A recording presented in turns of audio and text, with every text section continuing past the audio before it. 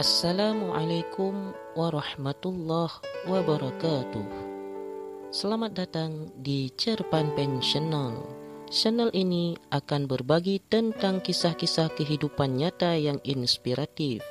Jika kalian tertarik, jangan lupa mendukung channel ini dengan subscribe dan aktifasi loncengnya, serta bagikan video ini jika ada manfaatnya. Saat menjalani hidup, terkadang kita merasa lelah, jenuh, bahkan hampir menyerah.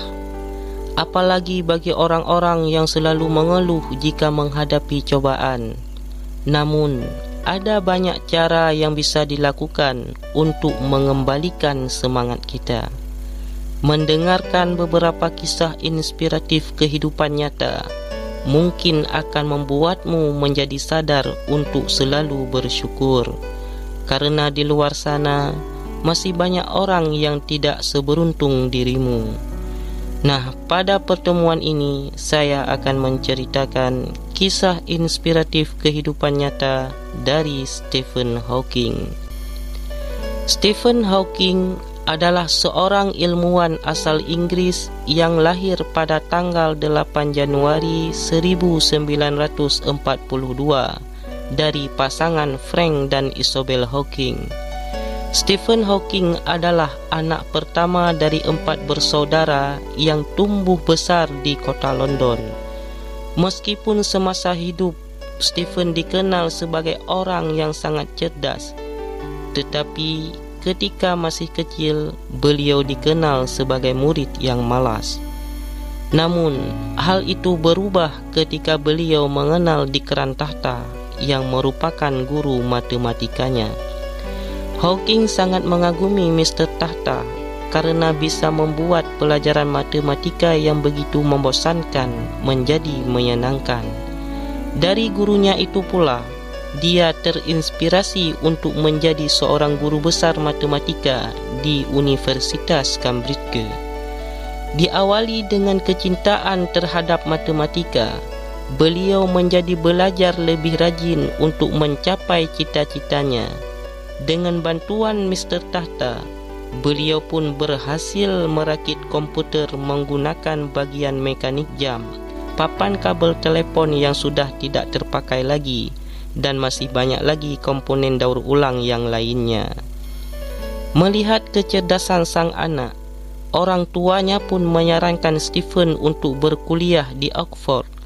Meskipun sangat menyukai matematika, di universitas tersebut beliau mengambil jurusan fisika dan kimia karena belum ada jurusan matematika di sana.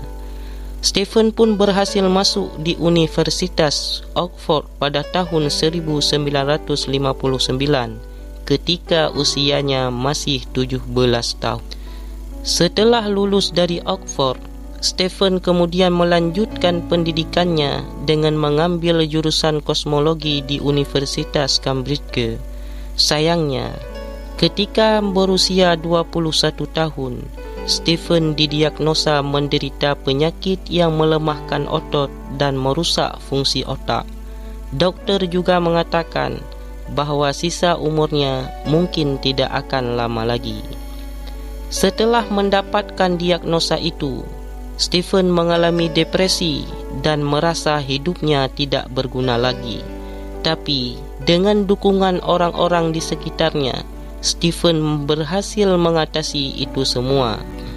Meskipun hidup di atas kursi roda dengan segala keterbatasannya, Stephen mampu menghasilkan banyak karya demi kemajuan ilmu pengetahuan.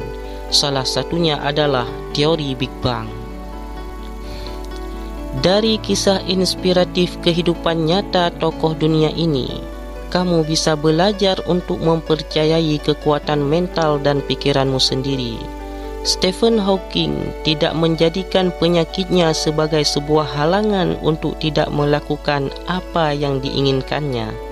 Hal tersebut justru membuat beliau menjadi lebih semangat untuk berbuat yang lebih banyak bagi manusia.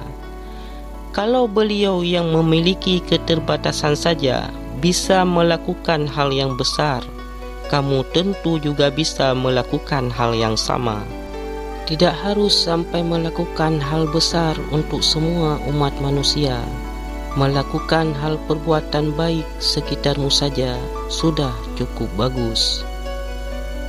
Semoga dapat bermanfaat dan terima kasih telah menonton video ini dan sampai jumpa di video selanjutnya.